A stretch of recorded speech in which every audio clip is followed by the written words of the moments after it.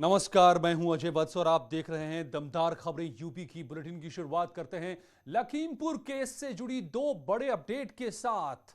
आज पुलिस ने इस केस में से जुड़े दो आरोपियों को रिमांड पर लिया है। पहला है अंकित दास, जिससे क्राइम ब्रांच ने लगभग 4 घंटे की पूछताछ की और उसके बाद उसे गिरफ्तार कर कोर्ट में पेश कर दिया। यहां से कोर्ट ने उसे 3 दिन की रिमांड पर भेज दिया है। अब पुलिस अंकित से पूछताछ करेगी। वहीं एसआईटी ने अंकित दास के ड्राइवर शेखर भारती को भी 3 दिन की रिमांड पर लिया है। शेखर भारती से भी पुलिस पूछताछ करेगी कि आखिर 3 अक्टूबर के दिन क्या क्या हुआ और क्या आशीष मिश्रा घटनास्थल पर था या नहीं। वहीं एक और आरोपी वकील उर्फ काले उर्फ लतीफ की भी गिरफ्तारी हुई है। इसमें उससे भी एसआईटी पूछताछ करेगी। लखनऊ वाले वो यहाँ आए थे, उन्हीं की गाड़ी थी, वो गाड़ी में थे, वो तुम भी थे उसी गाड़ी में।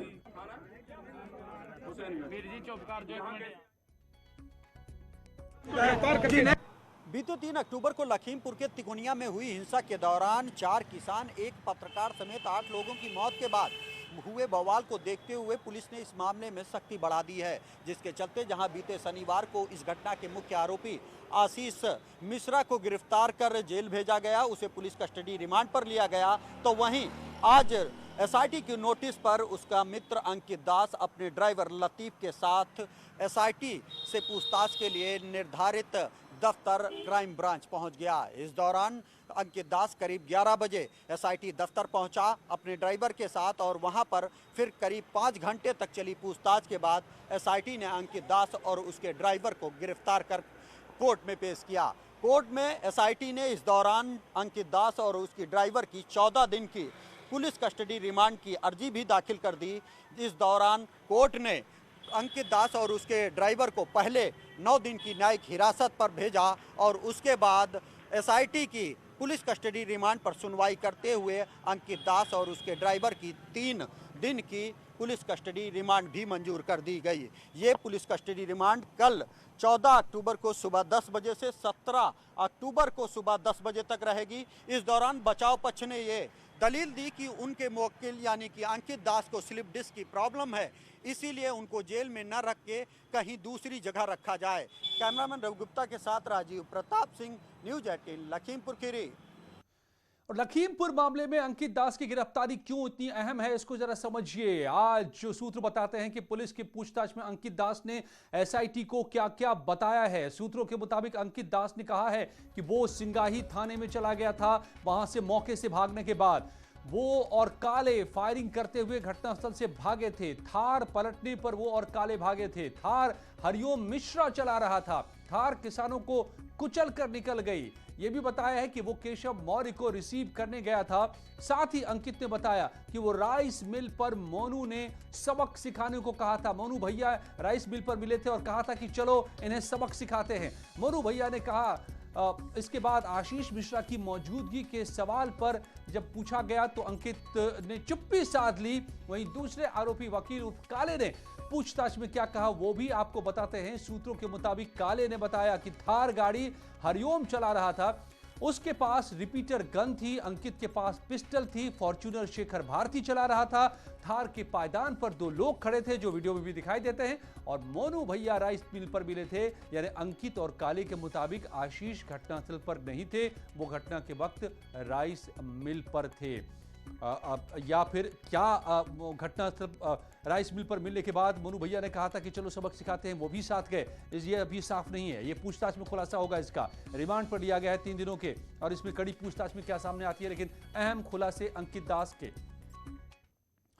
और उधर लखीमपुर हिंसा को लेकर कांग्रेस का डेलीगेशन राष्ट्रपति रामनाथ कोविंद से मिला और केंद्रीय गृह राज्य मंत्री अजय मिश्रा को बर्खास्त करने की मांग की।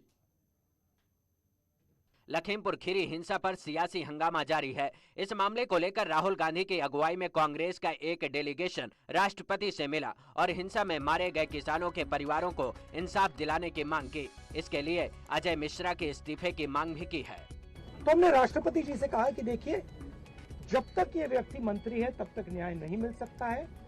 इस मंत्री को हटा देना चाहिए और सुप्रीम कोर्ट के 2 सिटिंग जजेस की इंक्वायरी होनी चाहिए वैसे कांग्रेस पहले दिन से अजय मिश्रा के बयान को आधार बनाकर इस्तीफे की मांग कर रही है।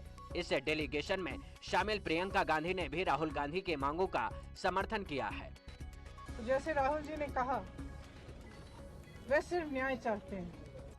दरअसल कांग्रेस ने लखीमपुर खीरी हिंसा के बाद पीड़ित परिवारों से मुलाकात की थी और उनकी मांगों का समर्थन कर पीड़ित परिवारों के साथ खड़े होने का भरोसा दिया था। और इसी मुद्दे को लेकर यूथ कांग्रेस का इस वक्त कैंडल मार्च चल रहा है दिल्ली में। आपको सीधे वहां की तस्वीर दिखाते हैं। ये दिल्ली से सीधी तस्वीर आ रही है जहां पर यूथ कांग्रेस के कार्यकर्ता सड़क पर उतरे हैं, कैंडल मार्च निकाला है और इंसाफ की मांग कर रहे हैं। Sac the minister, Ajay Mishra को बर्खास्त करने की मांग कर रहे हैं। लोग ये सवाल उठा रहे हैं कि योगी की पुलिस ने आशीष मिश्रा को तो गिरफ्तार कर लिया है, लेकिन अब अजय मिश्रा के खिलाफ कब कार्रवाई होगी।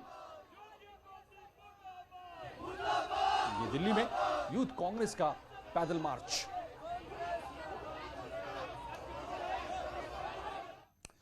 और अब बात करते हैं एसपी की विजय यात्रा की। एसपी अध्यक्ष अखिलेश यादव विजय यात्रा को लेकर हमीरपुर पहुंचे। यहां पर सभा को संबोधित करते हुए अखिलेश ने बीजेपी पर जमकर निशाना साधा। उन्होंने कहा कि ये लोग बातों से बिजली बनाते हैं, सीएम को सिर्फ दो ही चीजें पसंद हैं, बुल और बुलडोजर। साथ ही अखिलेश ने आरोप लगाया कि बुंदेलखंड के लोगों ने बीजेपी को जमकर वोट किया, लेकिन बीजेपी सरकार ने बुंदेलखंड के लिए कुछ नहीं किया।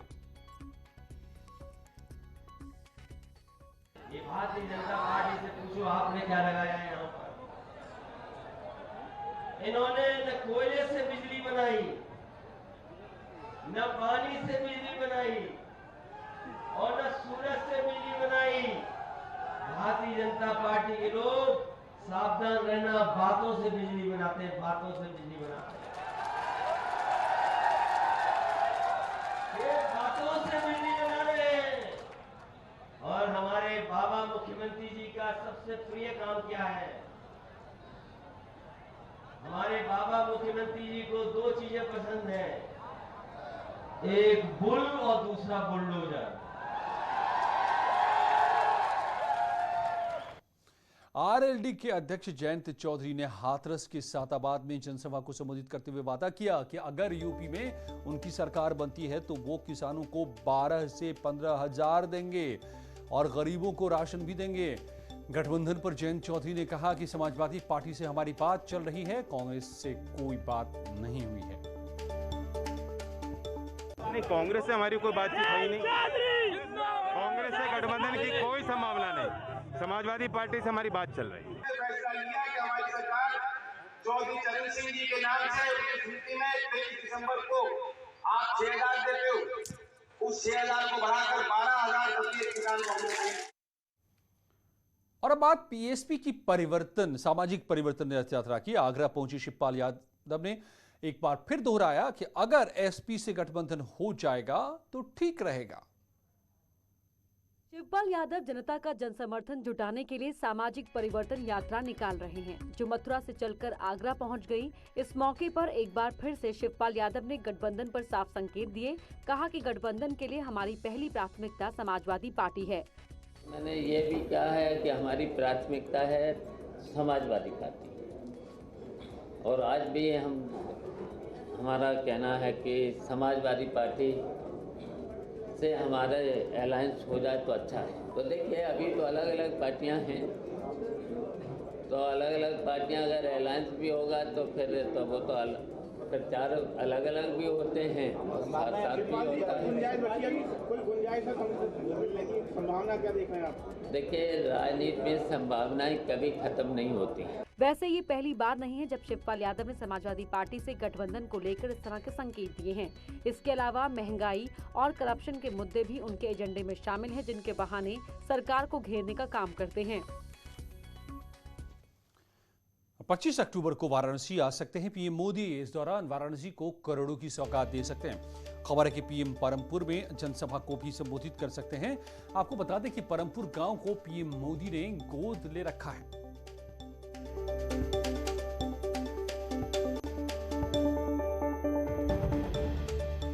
25 अक्टूबर को वाराणसी आ सकते हैं पीएम मोदी और जा सकते हैं परमपुर गांव, जिसको गोद लिया हुआ है। करोड़ों की सौगात दे सकते हैं पीएम मोदी। और गाजियाबाद के इंदिरापुर में से बड़ी खबर है। यहां पर गांव कनावनी में झुग्गियों में आग लग गई। आग लगने से किसी के हताहत होने की खबर नहीं है। मौके पर फायर ब्रिगेड की गाड़ियां मौजूद हैं। ये कनावनी आग, गाजियाबाद के कनावनी में आग की लपटें जो आप देख रहे हैं, झुग्गियों में लगी है आग। हालांकि किसी के हताहत होने की खबर नहीं है, मगर इस आग ने जाहिर है झुग्गियों को लीन लिया। आप देख रहे हैं यूपी की दमदार खबरें। लौटते हैं कुछ ही पलों में।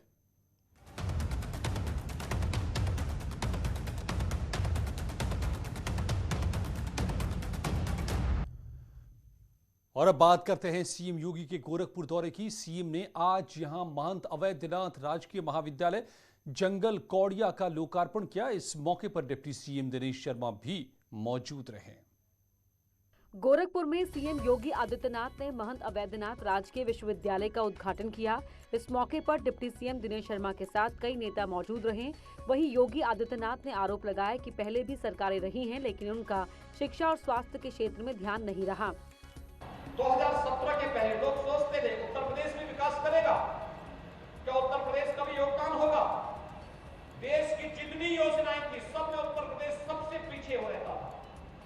और आज देश की 44 ऐसी प्रमुख योजनाएं हैं जिनमें उत्तर प्रदेश नंबर 1 पर है, नंबर 1 पर। यह है नया उत्तर प्रदेश। दुनिया का सबसे अच्छा निवेश आज उत्तर प्रदेश के अंदर हो रहा है, भारत के अंदर उत्तर प्रदेश के अंदर हो रहा है। वैसे बीजेपी ने योगी सरकार के विकास कार्यों के सहारे जनता के बीच जाने का फैसला लिया है। ऐसे में योगी आदित्यनाथ लगातार जनता के बीच अपने कार्यकाल में हुए कार्य को गिनाते दिखाई देते हैं और विपक्ष पर इसी मुद्दे को लेकर सियासी वार भी करते हैं।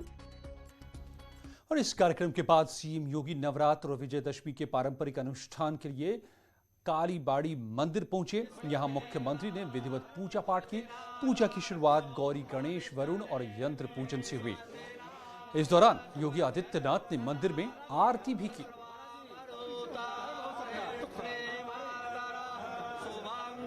पुरानी परंपरा है। हर बार गोरखपुर के कालीबाड़ी मंदिर जाते हैं पूजा के लिए सीएम योगी। मैं पिछले 25 सालों से 30 सालों से कालीबाड़ी मंदिर को देख रहा हूँ। कितना कंजेशन था, नहीं आ सकते थे।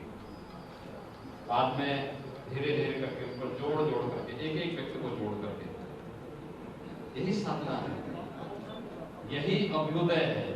सांसारिक उत्कर्ष का मार्ग यही से प्रशस्त होता है। और धर्म का यह व्यवहारिक रूप भी है कि मंदिर का स्वरूप दर्शनीय है। और वो बाबा ने अपने समय में बना दिया है, भव्य स्वरूप बना दिया है। आप सभी इसी प्रकार से उनके साथ मिलकर के धार्मिक जागरण का, सेवा के कार्यक्रमों को चलाते रहें। तो कालीबाड़ी मंदिर में सीएम ने की पूजा अर्चना। जाकर उन्होंने कहा यहां पर कि किस तरीके से जो बदलाव आ रहा है वो यहां भी दिख रहा है। यही अभ्युदय है।